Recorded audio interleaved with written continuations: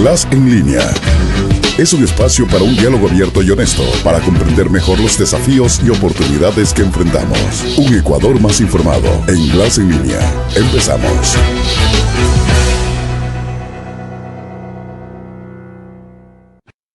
Un saludo a toda la audiencia. Esto es GLAS en línea. Soy Jorge Glass, llevando temas a profundidad para todos y para todas. El tema de la agricultura siempre será un tema emergente.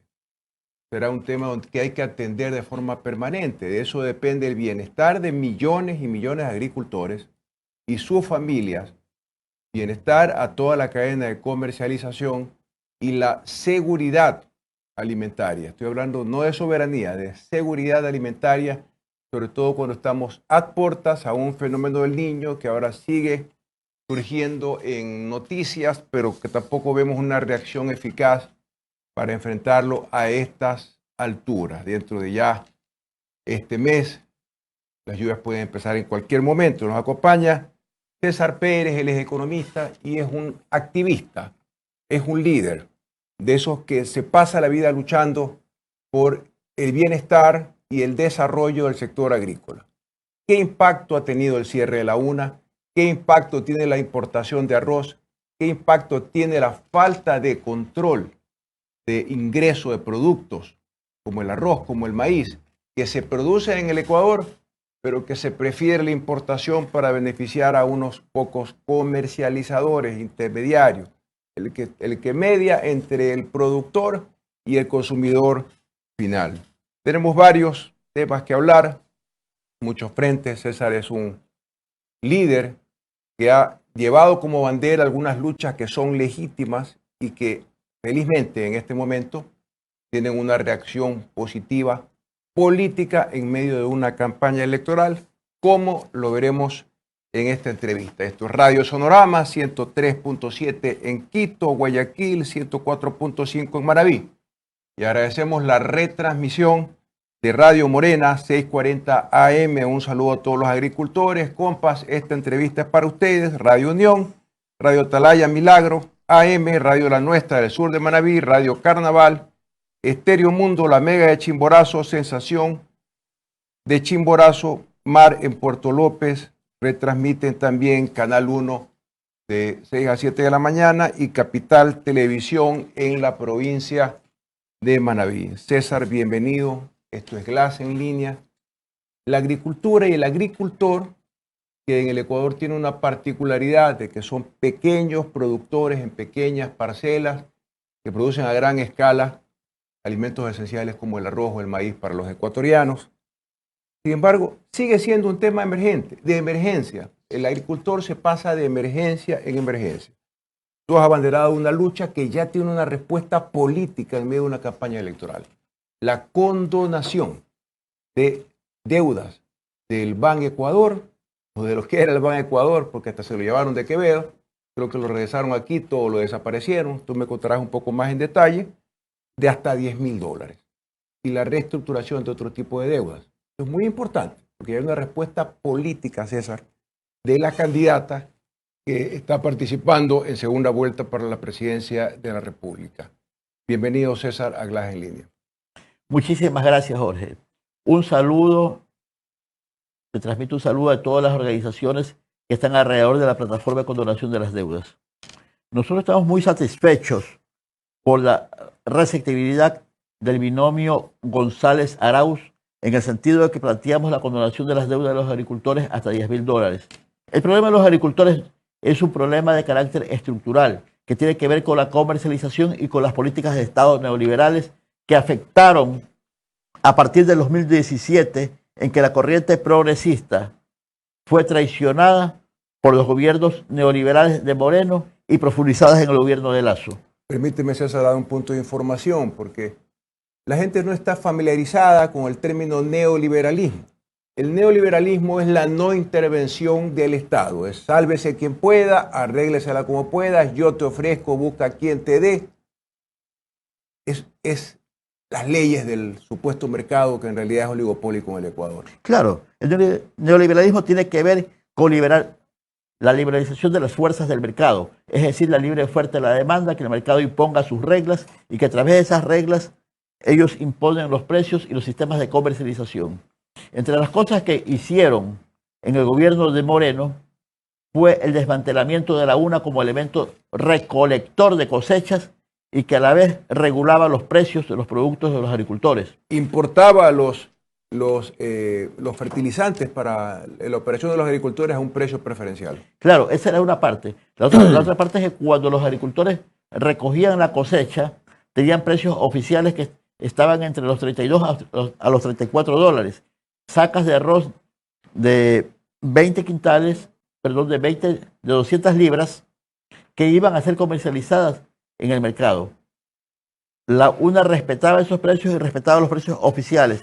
Durante esa época, estamos hablando de la época del progresismo, los agricultores tuvieron un periodo de bonanza, más aún cuando esto era apoyado a través de la donación de los subsidios de la URIA y de los kits agropecuarios, que abarataban los costos de producción y que procuraban que las deudas de los agricultores asumidas en la banca pública fueran canceladas. 2 años, César, 2 años el Ecuador tuvo soberanía, no seguridad, soberanía alimentaria en el maíz. Es decir, toda la producción, todo el consumo de maíz en el Ecuador era abastecido por agricultores ecuatorianos, por maíz ecuatoriano. No fue necesario la importación. Y hubo este estado de bienestar en los productores de maíz. Otro punto de información, porque es importante conversar con la audiencia acerca de lo que es la UNA. UNA era, porque ya no existe, la Unidad Nacional de Almacenamiento Agrícola. ¿Para qué servía la UNA? La gente dice, más burocracia, otra empresa pública. No, señor. La UNA tenía un rol de regular esto que se llaman las fuerzas del mercado, en otras palabras, es la intervención comprando el exceso de cosecha, el exceso de producto cuando hay de más, lo almacenas y lo liberas cuando falta. Es decir, tienes una regulación de esto que se llama las fuerzas del mercado a favor de todos. Se garantizaba el precio oficial, el exceso de producto no entraba en esta disminución de precio permanente, César, de decir, vale 20, no, te pago 18, y la gente desesperada, el agricultor desesperado dice, no, yo te vendo en 15, yo te vendo en 10, así estén perdiendo. Hemos llegado a extremos muy complejos en ciertas cadenas de producción, en ciertos productos en determinado momento que ha sido muy costoso cosecharlo y prefieren dejar que se pudra en las plantas porque pierden menos, porque tienen que invertir dinero en la cosecha. Entonces la UNA regulaba eso. Por otro lado, importaba urea que era entregada subsidiada o gratuitamente con los kits agrícolas, con semillas certificadas para que la producción sea más eficiente, que es lo que se buscaba para el pequeño agricultor y que no sea explotado. Esto pasaba con la leche, pasaba también con el cacao en determinados momentos, ha pasado con el arroz y también con el maíz, inclusive con el banano, que es una cadena netamente de exportación. Es decir, la UNA sí servía, César. Por supuesto, los agricultores tienen una añoranza y una petición de la reactivación de la UNA como un elemento regulador de los precios, porque a partir de eso todo el excedente iba hacia allá y regulaban los precios en el mercado y obligaban a los comerciantes, a las aspiradoras, a que se paguen los precios oficiales del arroz.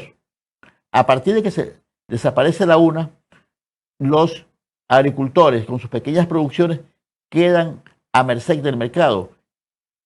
Se establecen precios oficiales de 32 y 34 dólares 50, que en el mejor de los casos fueron pagados entre 22 a 28 dólares, cuando la ley decía, o la resolución decía que tenían que entregar a esos precios de 34 dólares 50 sacas de arroz de 200 kilos, los comerciantes obligaban a que se entregaran 240 libras de arroz en saca a ese precio, lo que significaba una pérdida para los agricultores. Pero adicionalmente tenemos que hubo por el lado del Estado un no control de las fronteras y entraron cualquier cantidad de arroz peruano como contrabando.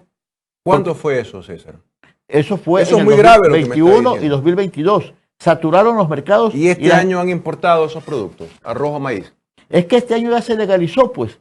Este ya se legalizó en la medida de que hubo una escasez de carácter ficticio, cuando luego de la cosecha dicen que no existe arroz en el mercado, se dispara el precio del arroz y el Ministerio de Agricultura lo que responde es importando arroz colombiano y luego arroz de Uruguay con el 0% de interés, bajo el precepto de que en el mes de octubre ya se vería el fenómeno del Niño y que iban a haber miles de hectáreas las cuales no se podían producir. Sin embargo, ya estamos en el mes de septiembre, vamos a entrar a octubre y aún no comienzan las lluvias, están saliendo la producción y los precios están cayendo. Ayer me enteraba en una reunión que tuve en la parroquia Antonio Sotomayor con los agricultores que el quintal de arroz lo están pagando a $10 el quintal. No puede ser. Entonces, ¿qué significa eso? Es terrible. ¿Qué significa eso? ¿El precio oficial cuánto es? El precio oficial estaba en $15, cuando los agricultores estaban exigiendo $16.50 y con los $15 estaban perdiendo. Ahora en estos momentos en $10, ¿se imagina las condiciones en las cuales se encuentran los agricultores en este país? Pero no solamente eso, hay algunos serie de factores que se conjugan para la destrucción del sector agropecuario. Por otro lado, el Fondo Monetario Internacional, a través de que teníamos un Estado obeso y que habían que equilibrar las cuentas fiscales, comienzan a despedir a cientos de técnicos del Ban Ecuador que fueron contratados en la época del progresismo para que den asistencia técnica en el campo. En estos momentos los agricultores se encuentran sin asistencia técnica, se encuentran con precios elevados de los insumos agrícolas que, si bien es cierto, en el país existe un 45% de insumos agrícolas que estaban importados del Euroasia, que no es otra cosa que una guerra entre Estados Unidos, la OTAN, que utilizan como cabeza de puente a Ucrania contra la Unión Soviética. Eso produce... Contra Rusia. La Unión Soviética ya no existe. Contra Rusia. Y eso produce una subida de los precios de los productos. Pero estos precios ya venían subiendo desde el 2016 sin ningún control. Porque una de las cosas que tiene el neoliberalismo es que no hay control de los mercados, control de los precios, y que solamente se dedican a la acumulación desproporcionada de la riqueza y de la propiedad.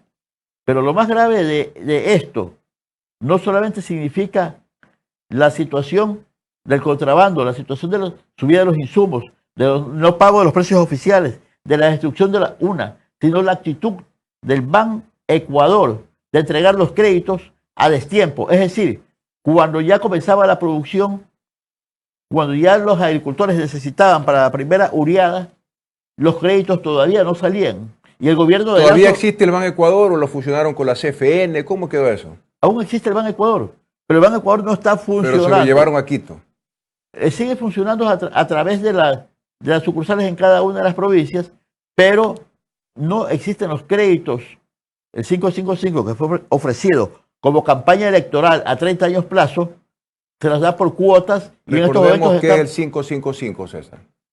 El 555 fue un resultado del gobierno de Rafael Correa y que llegó a cientos de miles de agricultores con una tasa subsidiada para que la producción en el sector agrícola se reactive. Y no podemos olvidar y obviar que el 35% de la población económicamente activa en el Ecuador está en el campo, de los cuales... O sea, 555 era porque la cantidad del préstamo eran $5.000. 5 años plazo. 5 años plazo, 5% de interés, sí, que es una super tasa de interés. Entonces, en beneficio de los agricultores. Plazo nos ofreció a 30 años plazo, al 1% de interés, prestarnos los dineros, pero hasta el momento es una pequeña parte, una pequeña proporción de los agricultores que están beneficiados y existen cientos de carpetas acumuladas en los bancos de Ban Ecuador que no son atendidos. Es una constante trampa, es una constante mentira. Sale el ministro Izarriaga por los medios de comunicación indicando de que se van a aplicar los créditos, o se van a volver a aplicar los créditos del 1% a 30 años plazo. Sin embargo, nosotros recordemos que hace más de 2 meses salió una situación vergonzosa para este país. Una pugna entre la presidencia del Ban Ecuador, entre Mauricio Salén y el ministro Izarriaga, que el uno acusaba, Salén acusaba de que Izarriaga, a través de sus técnicos, no habían firmado los convenios y los acuerdos para dotar de recursos para que se puedan otorgar los créditos a los agricultores. ¿Qué significa? Que hay una ineficiencia por parte del Estado que perjudica a la producción, perjudica a los agricultores y los mantiene en un estado de zozobra y de miseria. Toda esta situación que nosotros estamos hablando, y además existen denuncias claras y precisas de los agricultores, que no hay un control de calidad en los agroservicios y que están vendiendo en estos momentos productos falsificados, semillas que no rinden, abonos que están siendo falsificados, fertilizantes falsificados y que no existe autoridad gubernamental que controle. Es muy grave lo que estás diciendo, César. Es muy grave. Sí, el sector agropecuario está en una situación de hambre, de pobreza, de miseria, de abandono, de persecución por parte del Ban Ecuador. No es que los agricultores son morosos, no es que los agricultores no quieran pagar. Nosotros no estamos de acuerdo cuando se dice en el mensaje que la crisis del sector agropecuario es provocada por la pospandemia. Nosotros recordemos que en la época de la pospandemia, los agricultores siguieron produciendo en el campo y garantizaron la soberanía alimentaria, la seguridad alimentaria en el país, que no hubo necesidad de importar alimentos y que los agricultores siguieron produciendo. Por lo tanto, no es y no existe ninguna posibilidad de que la crisis provocada por el COVID quebró al sector agropecuario. Ese es un discurso funcional con el neoliberalismo. Las políticas aplicadas por el gobierno de Lasso, Noboa, profundizadas en el gobierno de Lasso, provocan la crisis del sector. Y tenemos que tener en claro de que esta crisis responde a los intereses de la Agenda 2030, cuando los grandes negocios estriban en el agua y en la agricultura. Entonces, César, permíteme explicar esto de la diferencia entre soberanía alimentaria y seguridad alimentaria. La soberanía alimentaria es que el país se autoabastezca de determinado producto, por ejemplo, el maíz. Se produce el suficiente maíz para abastecer a toda la demanda de consumo final, de balanceado principalmente, para pollos, para otras cosas. Es decir, soberanía alimentaria es tener suficiente producto ecuatoriano para abastecer el mercado ecuatoriano. El término seguridad alimentaria tiene es otra cosa, representa que el producto esté disponible. Ejemplo, se produce determinada cantidad de maíz, pero no alcanza para la demanda nacional. Escasez en el país. Hay escasez, entonces ahí se autorizan, se dan licencias de importación y se garantiza que el producto esté disponible para todas las cadenas productivas que lo demandan o para el consumidor final. Se busca por un lado seguridad alimentaria, por otro lado soberanía alimentaria. Lo ideal es la soberanía alimentaria. ¿Por qué es tan importante para productos como el maíz y como el arroz? Porque el maíz y el arroz que producen en otros países es muchísimo más barato. Recordemos que tenemos una economía dolarizada, por lo tanto los ajustes que hacen en otros países vía devaluación, aquí en Ecuador no ocurren y a Dios gracias. Pero en todo caso, ahí entra el rol del Estado. Y no tenemos ventajas comparativas con los otros países como para poder competir. Claro, pues imagínate, economías de escala, grandes producciones, sueldos iba a decir de miseria, no quiero ofender a nadie, pero en todo caso son condiciones realmente opuestas a lo que ocurre en el Ecuador. Y lo que se busca es el bienestar del agricultor, César. Que el agricultor pueda trabajar, que tenga financiamiento, que su producto se venda y ante emergencias, y lo dejaremos para el final de la entrevista, sea asistido oportunamente. Ahora no hay la Unidad Nacional de Almacenamiento de alimentos, de agrícolas, productos agrícolas, y tú me dices que hay graves problemas con el Ban Ecuador. Sencillamente las carpetas se van apilando y algo que está demostrado es que aquí en el Ecuador la gente pobre son las que más honran sus deudas. Dejan de comer por pagar una deuda con alguna cooperativa o en este caso el Ban Ecuador. Cuando el agricultor no puede pagar por determinadas situaciones, porque sencillamente durante la pandemia hubo problemas que afectaron la cadena de distribución, o por inundaciones, y ya comenzamos a hablar del fenómeno del Niño ad portas, es decir, que está pronto a llegar, lo que hay que ver qué tan intenso es, pero de que viene, el Niño viene, ya hay estiaje en las hidroeléctricas, pero en todo caso me desvío del tema. El agricultor sí quiere pagar sus deudas, lo que pasa es que a veces verdaderamente no puede. Ahí entra tu lucha, César, de la plataforma. ¿Qué es una plataforma? Antes de avanzar con esto. ¿Qué es una plataforma? Tú me hablas de plataforma por la condonación de las deudas del Ban Ecuador. ¿Qué es una plataforma? La plataforma es un gran conglomerado lineal donde las organizaciones, diferentes organizaciones que se sienten afectadas, federaciones nacionales, federaciones en territorio provinciales, cantonales, centros agrícolas y todo aquel que se sienta afectado y que coincida con nuestra plataforma de lucha, pueden subirse a la plataforma, unirse y exigir. Una plataforma entonces es una suma de colectivos. Una suma de colectivos. César, hacemos una primera pausa en el programa de Glass en línea por Radio Sonorama. Estamos de vuelta en un instante. Este es Glass en línea. Únete a la conversación. En este programa promovemos un diálogo abierto y honesto. Glass en línea.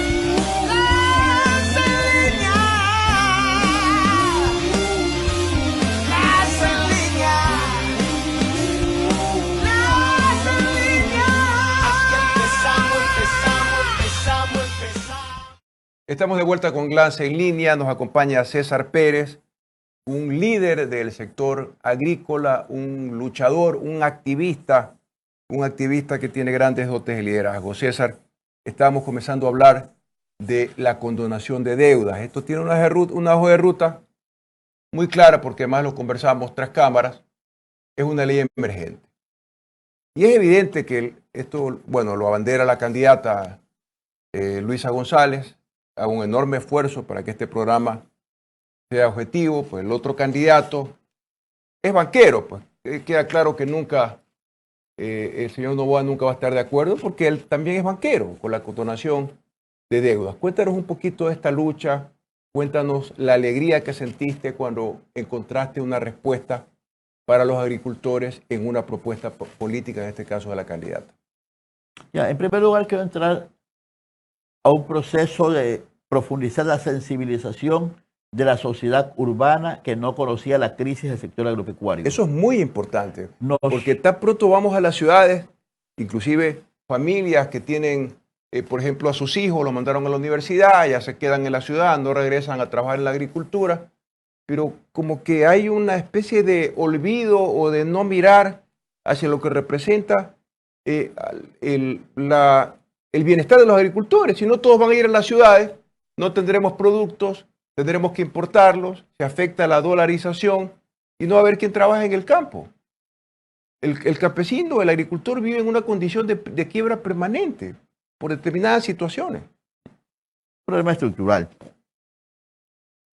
Mucha gente de manera inicial desconocía la crisis del sector agropecuario, desconocía el tema de la crisis en el pago de las deudas. Nosotros decimos, no somos morosos, no es que no queremos pagar. No podemos pagar con precios bajos, elevados costos de producción, con asaltos en las carreteras, con productos... Vacunas. Me contabas que ya están pidiendo vacunas a los pequeños agricultores. Sí, los agricultores cosechan sus camioncitos de 20, 30, 40, 50 quintales y los están esperando 2, 3 kilómetros adelante y se le llevan el camión y se le llevan toda la carga, ¿no? Entonces nuestra gente no está en condiciones de pagar y nosotros no es que se nos ocurre... Ese es el sálvese que pueda del neoliberalismo. Sí, se nos ocurre, no es que se nos ocurre pedir la condonación de las deudas. En el noviembre de 2021, Guillermo Lasso presenta una ley profundamente neoliberal, la ley tributaria que hablaba de la privatización de los campos Sacha, que hablaba de incrementar el impuesto de la renta y un sinnúmero de cosas que afectaban a la economía nacional. Esta ley pasa sin aprobación de la Asamblea Nacional, es decir, pasa por el Ministerio de la Ley mediante decreto ley y es aprobada sin una sola coma de cambio. Pero en su artículo 196, y esto la ciudadanía tiene que tenerlo muy claro, indica e introduce la creación del artículo 207.1 del Código Financiero y Monetario. Ese decreto le dispone al presidente de la República la condonación de las deudas de las entidades del sector público hasta un monto de $10.000. Y cuando hablamos de las entidades del sector público, no estamos hablando solamente del Ban Ecuador, estamos hablando de la CFN, estamos hablando del Banco de Fomento de Liquidación, donde existen miles de deudores que no están en condiciones de pagar las deudas y hay un proceso de liquidación e incluso tenemos miles de notificaciones en el campo con amenazas de embargo, con amenazas de remates, de plazos vencidos. Hay una persecución que mantiene en zozobra a los agricultores. Más aún, cuando el Banco Nacional de Fomento no cumple con su función de entregar los créditos para reactivar el aparato productivo en la costa, cuando se olvidan que el 35% de la población económicamente activa se encuentra en el campo y que el trabajo adecuado en el campo no se está cumpliendo, por lo menos el que la gente tenga el derecho natural, normal de tener un ingreso básico de $450, ya que la salud a través del Seguro Social Campesino está seriamente afectada cuando no existen médicos, cuando no existen medicinas, cuando la poca paracetamol que existen ahí no satisfacen las necesidades de salud de la población. César, me están mandando saludos del Empalme, de Salitre, de Yaguachi. Un saludo a todos los compas del agro ecuatoriano.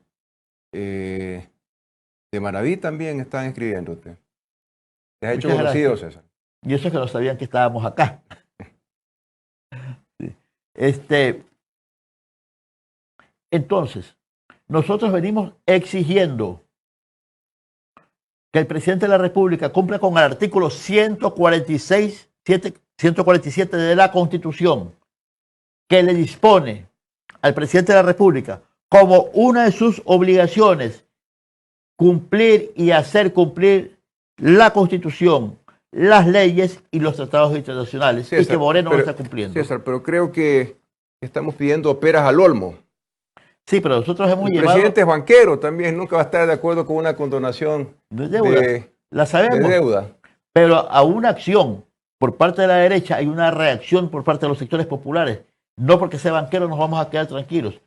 El mismo hecho de ser banquero va a significar una reactivación del movimiento social en exigencia contra este gobierno neoliberal, porque nuestro silencio significa que ellos se sigan empoderando y sigan haciendo lo que les da la gana.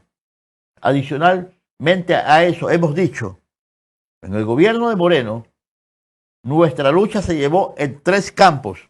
El campo popular, que significa la movilización, los plantones, las asambleas, las marchas, los anuncios de paro en contra de este gobierno para frenar el neoliberalismo.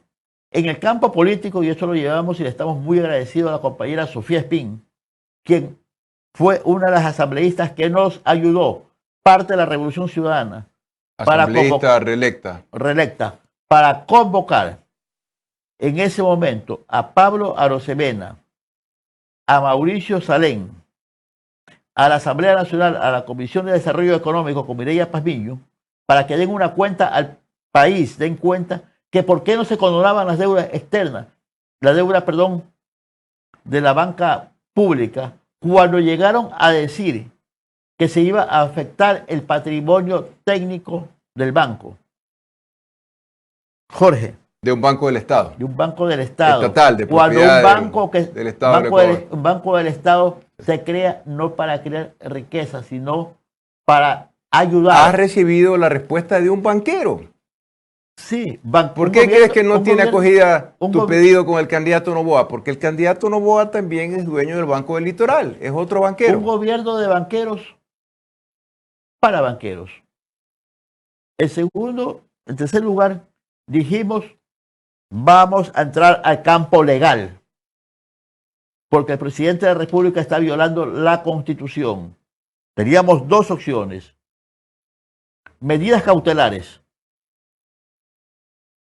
y una acción constitucional por incumplimiento de normas, porque hay una ley que el presidente de la República no está cumpliendo. Nosotros presentamos las medidas cautelares en la unidad multicompetente del Cantón Muisne y salieron favorecidos alrededor de 500 compañeros con una resolución del juez, donde a quienes estaban dentro del expediente, 500 compañeros, donde el juez dictamina la suspensión de todos los cobros por parte de la banca pública, Banco Fomento de Liquidación, Ban Ecuador y CFN. Repite eso, por favor, repite eso. Sí, tenemos una resolución en firme, dictada por el juez multicompetente del Cantón Muisne, donde 500 compañeros que confiaron en nosotros, que entregaron la documentación, presentamos la solicitud de medidas cautelares.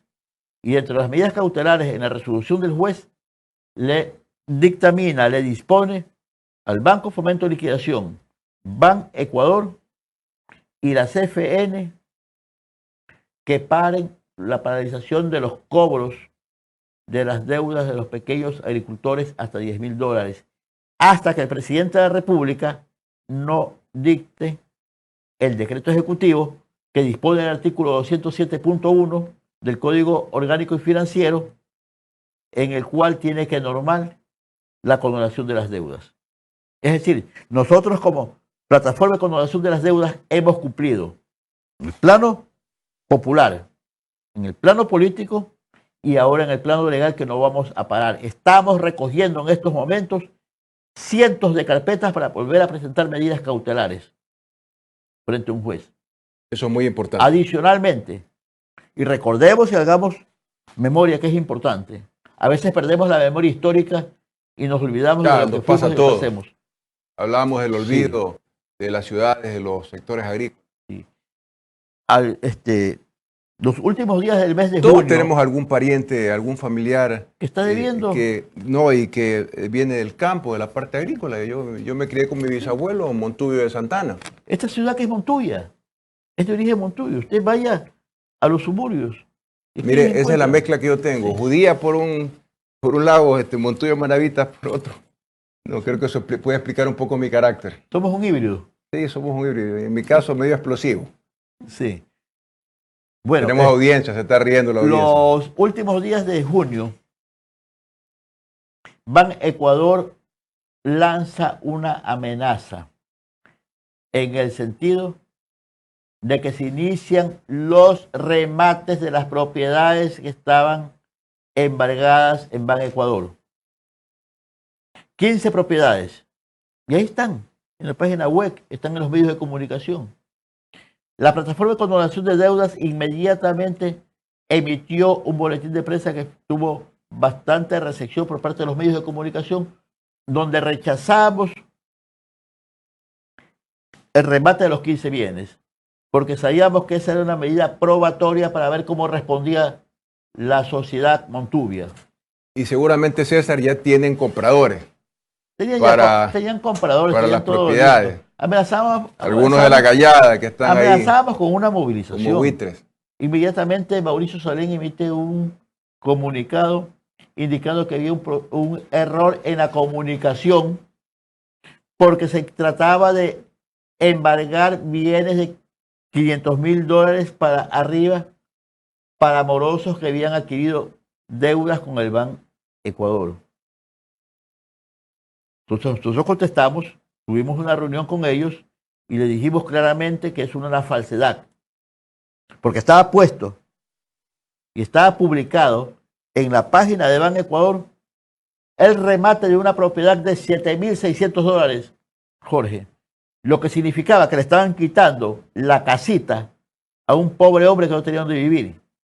Estaban hablando de vender, de rematar una propiedad de $30,000. ¿Dónde estaba el error? ¿De cuántas hectáreas? De 3 hectáreas. 3 hectáreas. De 3 hectáreas. ¿Eso iban a rematar? Eso iban a rematar. Y nosotros, la plataforma de condonación de deudas, impedimos eso y amenazamos con un paro regional. Hicimos una marcha en Guayaquil, donde se movilizaron alrededor de 500 a 800 compañeros, pagando ellos sus pasajes, su movilización. Llevaron sus afiches, sus cartulinas pintadas, y se venía un proceso de movilización en toda la costa. Y amenazamos y le dijimos claramente a Fernando Chiang, si no paralizan esto, nosotros paralizamos la costa. Porque se está dando, y lo digo con mucha alegría, la costa ha estado paralizada durante décadas. El resultado de toda esa administración social cristiana, donde nos dijeron que teníamos un caudaloso y manso río Guayas. Nosotros decimos que el río Guayas no es un río manso, es un río bravío, rebelde, que demuestra el carácter del pueblo guayaquileño y el carácter de sus sectores aledaños, como es la provincia de Los Ríos, los cantones rurales, y que va incluso hasta Manabí. César, permíteme hacer una reflexión como una forma editorial. Mi abrazo para todos los pequeños agricultores. No es aceptable que en un momento de crisis como la que enfrenta el sector agrícola se quiera rematar propiedades de 3 hectáreas. Eso es miserable contra los agricultores. Quiero decirles, porque muchos me escuchan por la señal AM en los campos, ¿no?, retransmisión de Radio Morena, que los micrófonos de este programa están abiertos. Están abiertos para que los activistas del sector agrícola como César puedan venir al programa GLAS en línea por Radio Sonorama. Tenemos que elevar una voz de protesta. No podemos permitir que cosas como estas ocurran en el Ecuador a estas alturas en el siglo XXI. Ya eso se quedó atrás en el siglo XX, pero te aseguro que para esas 3 hectáreas había un comprador, sí, un interesado ahí. Y les digo otra cosa. Salieron a decir que se iba a afectar el patrimonio técnico del banco. O sea, semejante mentira. El patrimonio técnico del banco es el del Estado. 125 millones de dólares. Además, la población debe saber que el Código Financiero y Monetario, en su artículo 270, les obliga a tener una provisión a los bancos sobre las cuentas incobrables. Significa que los dineros para la condonación de las deudas están en los bancos, sino que no quieren la condonación. Y si eso fuese poco, las excepciones tributarias en el año 2021, mi estimado Jorge, fueron de 6.300 millones de dólares, que son aquellos recursos que se le da a la empresa para incentivarlas, porque para ellos hay incentivos. Para los pobres, sí, pues. Para los pobres hay los bonos. No, para los pobres subsidios, para los ricos. Este es GLAS en línea. Únete a la conversación. En este programa promovemos un diálogo abierto y honesto. GLAS en línea.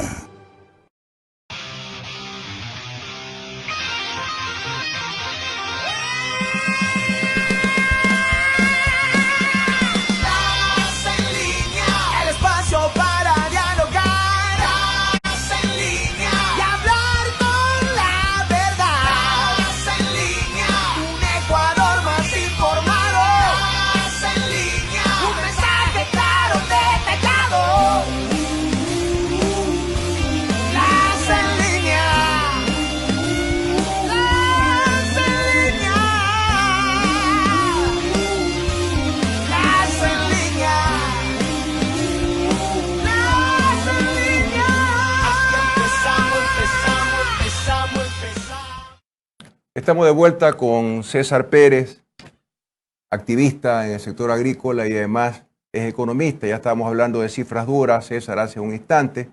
Y te quiero poner dos temas sobre la mesa que no hemos tocado en profundidad. ¿Qué se ha hecho ante el fenómeno del Niño? Y hablamos de guerra de precios, oferta y demanda. ¿Qué impacto van a tener los tratados de libre comercio que se quiere firmar hasta con China? Imagínate nosotros compitiendo contra el arroz de China. Caramba, tendremos un problema muy grave.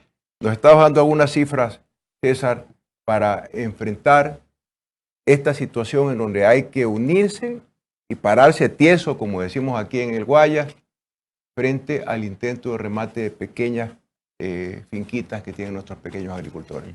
Yo te pediría, Jorge, 2 minutos, un poco para aclararle a la población de que el patrimonio técnico del banco, de los bancos, no está afectado. ¿Estás hablando de la banca pública o privada? De la banca De la banca pública. Correcto. 6.300 millones de dólares en el 2021 de secciones tributarias, con una proyección al 2023 de 6.900 millones de dólares. Ah, claro, por supuesto. Sí. Tenemos 2.000 millones de dólares de deudas en firme con el Servicio de Rentas Internas que están listas para cobrar y que sin embargo el gobierno de Guillermo Lasso no está cobrando. Tenemos De esas 89 millones son del candidato Noboa. 6.300 millones por un lado. 2.000 millones de dólares de deudas en firmes. Bueno, en este año serían 6.900, pongámosle 7.000, redondeamos. 9.000 millones de dólares. ¿No? 2.000 millones de dólares con el SRI de deudas impugnadas que tienen juicios. Estamos hablando de 11.000 millones de dólares. Estamos hablando de una Reserva Monetaria Internacional que estaba en 9.000 millones de dólares y que subió a 10.000 millones de dólares. Estamos hablando de 20.000 millones de dólares. Ahí tengo información contradictoria, César. Yo creo Sí. que esas dos cifras no se deben sumar, pero en todo caso vi ahí información en las redes sociales de que han desaparecido como 2.000 millones. Bueno, no desaparecido, han utilizado 2.000 millones de la Reserva Monetaria Internacional. Ya iba eso, que además está parqueada en Suiza. Sí, ya iba eso. Esos 9.000, 10.000 millones de dólares, según la ley de defensa de la dolarización, decían que no podíamos utilizarlos para solucionar los problemas sociales, salud, educación, seguridad, vivienda, desarrollo productivo, y que estaban guardados porque eran los fondos de los bancos y que eran para recuperar las inversiones de los bancos. Bueno, estamos hablando de 20.000 millones de dólares. Yo le digo a usted, hubiese sido necesario con esos recursos endeudarnos con el Fondo Monetario Internacional. No, la plata está ahí. Lo que tiene que ver con las excepciones tributarias, hay un estudio de la CEPAL. En América Latina tenemos el 3% del Producto Interno Bruto de secciones tributarias. Ecuador tiene, en el gobierno de Moreno y de Lasso, subimos al 7%. Increíble. Increíble. Ese es el saqueo de este país. Ese es el saqueo del neoliberalismo al cual nosotros combatimos. No es una cuestión de que queremos que regrese Correa o que somos fanáticos. Estamos hablando de cantidades, estamos hablando de lo que han provocado en este país. Por un lado.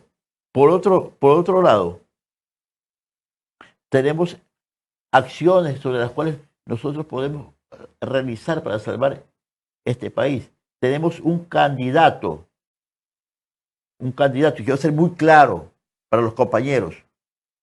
Un candidato... César, recuerda que tratamos de que esto no sea un programa partidista, hacemos un enorme esfuerzo y tratemos de ser objetivos. Queda claro que la candidata es lo opuesto al candidato, que quedan dos.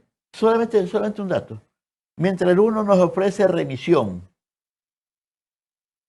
y eso lo digo porque a nosotros como plataforma nos interesa, el uno ofrece remisión de intereses, costas judiciales, el otro candidato está ofreciendo condonación de las deudas hasta $10.000. Seamos objetivos. Sí. La candidata. La candidata. El candidato. Sí, y la candidata. Y la candidata. Y no Sí. digamos más que pues. Sí. Entonces, tenemos dos posiciones, pueblo y oligarquía. En eso tenemos una posición. Terminamos siempre en la lucha de clases, pareciera. No, la lucha de clases siempre ha existido. La lucha de clases estuvo soterrada, estuvo guardada porque tuvimos una década en que las diferencias de clases se disminuyeron, bajó la confrontación, bajó el proceso de acumulación de los grandes grupos económicos y eso provocó de que tuviésemos un proceso de estabilidad, de armonía, de tranquilidad y de paz en los sectores. El neoliberalismo ha provocado y ha exacerbado la confrontación y la lucha de clases, porque claramente se ven en estos momentos dos clases sociales claramente definidas. La una que se enriquece día a día a expensa del Estado, de un Estado que reniegan y que quieren que desaparezca y que quieren que ese Estado tenga menos poder, pero que sin embargo se nutren de ese Estado. Y los pobres que necesitan a un Estado que los proteja, que los cuide, que coja y que garantice la educación, la salud, la vivienda y todo lo que necesitan para obtener el buen vivir. César, estamos hablando en el caso de los agricultores, su derecho a trabajar en la tierra, Sí. en la tierra de sus ancestros. Que de remate, cuando no pueden pagar, perdón la redundancia, la quieren repatar, la quieren vender Sí. a precio de gallina enferma. Y es que la Agenda 2030 estamos hablando que los negocios va a ser la tierra y va a ser el agua. Entonces nosotros le decimos a los compañeros, aquí hay un doble proceso y ese proceso hay una realidad aparente que siempre se nos muestra, pero detrás de esa realidad aparente hay una realidad oculta y esa realidad oculta precisamente es la reconcentración de la tierra y la conformación de las grandes haciendas.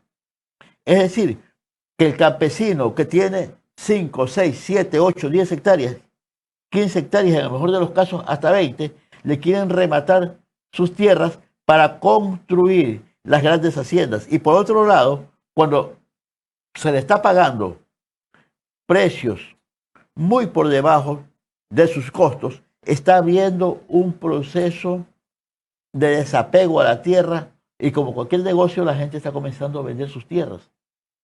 Entonces habrá un sector, porque siempre hay un sector que se beneficia y está comprando tierras a precio de gallina apestada con gente que está decepcionada. César, no quiero dejar de tocar contigo dos temas.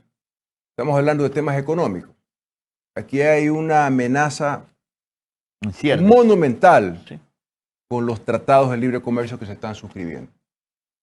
No tengo detalles, confieso que no he tenido acceso a ningún documento, me gusta hablar con documentos, pero ¿qué sería el Ecuador con un tratado de libre comercio con China, por ejemplo? ¿Qué sería de Quinzapincha, en Tungurahua, sus productos de cuero? ¿Qué sería de la industria del calzado en la provincia de Tungurahua, en Ceballos, en la misma Ambato? ¿Qué sería de los agricultores si podría importarse a mansalva maíz y arroz, por poner un ejemplo? Nosotros vamos a una quiebra segura. ¿Fueron parte ustedes de las negociaciones de los tratados de libre comercio?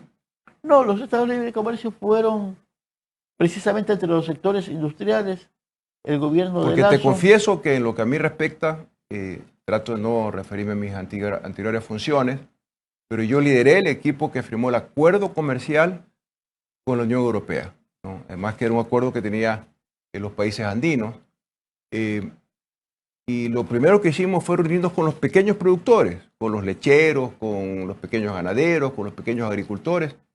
Y se logró un acuerdo comercial que no es un TLC muy balanceado, porque, por ejemplo, excluía los productos lácteos. Por ponerte un tema, creo que el arroz también y el maíz también quedaron excluidos y no hubo problemas. Y el Ecuador se benefició exportando las cosas que podíamos exportar e importando a menor precio de lo que tenemos que comprar de la Unión Europea, por ejemplo, vehículos.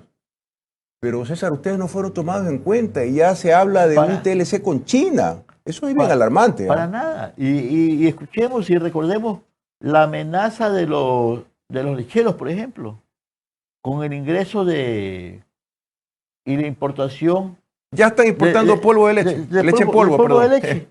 Bueno, cuando tenemos una leche que cuesta en 40, 50 centavos en finca, que es mucho más barato que una botella de agua que uno compra. Entonces, ese es el sistema capitalista, ese es O sea, el modo que tenemos. la leche es más barata que el agua. Por supuesto, pues, si tenemos un litro de agua, de leche en 50 centavos en finca, y tenemos una botella de agua que la compramos en 50 centavos. Es O más. sea, sí, es ilógico. Y lógicamente nosotros no podemos competir César, por nuestras ventajas yo manejé comparativas. estas cosas de la siguiente manera. la- Había oferta de maíz, pequeños productores, por ejemplo, ventanas, ¿no? Pequeños productores de ventanas, y había demanda de maíz en las empresas que fabrican balanceado en grandes cantidades. Yo le pregunté, ¿por qué no le compras a ellos el maíz? Porque no tiene el porcentaje de humedad ni la limpieza que buscamos. Entonces fui al otro lado, a donde el agricultor. Te voy a dar centros de acopio donde puedas secar el maíz, donde puedas limpiarlos, te vamos a dar un bobcat, te vamos a dar los hilos que sirven para secar el maíz, las cribas que permiten limpiar las impurezas del maíz. Y luego uní a las dos partes, digo, ya hemos cumplido con lo que tu demanda necesita, acuerden comprar a este precio, todo el mundo se dio la mano, lo hice con la leche, lo hice también con el arroz, y un largo etcétera. O sea, no es tan difícil. Solamente es un tema de decisión política. Pero eso lo hace un gobierno patriótico de dignidad nacional que protege a su población. Pero tenemos ahora... Y todos estaban contentos, César. Pero ahora los pequeños productores y el gran comprador de maíz para balanceado, las industrias lácteas pagando un precio justo, midiendo la acidez, la grasa, el porcentaje de agua en la leche, que sean tanques refrigerados, y con máquinas ordeñadoras cumpliendo con buenas prácticas de manufactura. Lo hicimos en Cayambe, lo hicimos en Pichincha, lo hicimos en Cotopaxi. No es tan difícil, César. Pero es que ahora tenemos una oligarquía transnacional, globalizada, antipatriótica, que no le interesa el país, que le interesan sus negocios. Y el resultado de eso es que han bajado el impuesto a la salida de capitales, que está afectando al país. Del 5 lo bajaron al 4, ahora está en todo el 2. Lo que acabas de mencionar favorece a la banca. Y todo le favorece a la banca. Tenemos un gobierno de banqueros para banqueros. Por eso es que quizás no te guste. Y un candidato banquero. Por eso es que quizás no esté dentro del esquema del programa. Pero nosotros tenemos un gran reto patriótico, más allá de quién sea el candidato, es qué es lo que representa, cuál es su programa de gobierno, hacia dónde vamos. Y tenemos un niño nacido en cuna de oro que no tiene una comunicación y no entiende el país, no entiende cómo piensan los ecuatorianos y no piensa en el Ecuador. Piensan es en sus procesos de acumulación y su avaricia. A veces les digo adefesiosos, angurrientos. No, César, sí. Por favor. Insisto, hago un enorme esfuerzo para mantener un programa que no pinte como partidista. Queda claro que el uno es la némesis del otro, son cosas completamente opuestas y son dos opciones, yo diría hasta dos opciones de vida, de bienestar para los ecuatorianos, como bien lo indicas, y hay que remitirse a las propuestas y a los planes de gobierno. Y discúlpame porque me enervo a veces porque están destruyendo mi país. Nuestro país. Sí. César, yo tengo dos hijos maravillosos. Es mi tierra, es la que yo amo. Uno tiene 21 años y el otro tiene 15. Y el mayor ya trabaja, es pasante en un estudio jurídico. Y uno vive con el corazón apretado, porque, como bien dices, es nuestro país, el país de ellos. Tú sabes que yo soy también ciudadano alemán, yo pude haberme ido en vez de enfrentar todo esto, pero decidí quedarme. Y quiero que mis hijos se queden aquí, quiero que se queden aquí, que crezcan en el Ecuador un país seguro, un país con menos desigualdad. Efectivamente es el país de todos, es así. A mí me duele mucho lo que encontré cuando salí de la cana. Y es un país hermoso. Maravilloso. Hermoso, maravilloso. Es pequeño, pero encontramos de todo aquí. Todo está aquí. De todo está aquí. Pero tenemos... César, tenemos el una- fenómeno del niño para los agricultores. No se hizo lo que se debía hacer. ¿Qué alcanzaremos a hacer? ¿Cómo ayudamos a los agricultores? No sabemos la magnitud del fenómeno del niño, pero de que van a arrasar con las tierras bajas en la provincia del Guayas, los ríos, en Manabí, también El Oro y Esmeralda, eso nadie lo niega. ¿Qué hacer a estas alturas en los últimos minutos del programa? Bueno, veo por ahí algunos gobiernos locales que están... Sí, los gobiernos locales están muy preocupados. Están limpiando, están previniendo. Creo que se deben de crear corredores alimenticios. Eso es muy en los importante. cuales las zonas que están más secas deberían abastecer de alimentos a las zonas donde están. Debe haber un programa, debe haber un recurso para poder dar vituallas, para poder albergues, para poder sostener a la población más empobrecida durante esta La crisis. prefectura del Guayas se lo está tomando muy en serio. Sí. Espero tener a la perfecta en próximas entrevistas. Entonces, es todo un conjunto de medidas y se nos ha dicho generalmente que la política es corrupta, que la política apesta, que no es bueno meterse en la política. Alguna gente dice, yo necesito trabajar porque yo no vivo de la política, pero nosotros decimos, tú trabajas, pero ¿en qué condiciones trabajas? Y todas las medidas y las acciones que se toman son de carácter político, son decisiones políticas y esas decisiones políticas afectan a la población, resuelven los problemas o concentran la riqueza en el sector gobernante. Una palabra que sintetiza, se nos acabó el tiempo de la entrevista, es disminuir la desigualdad. Aquí nadie quiere quitarle nada a nadie.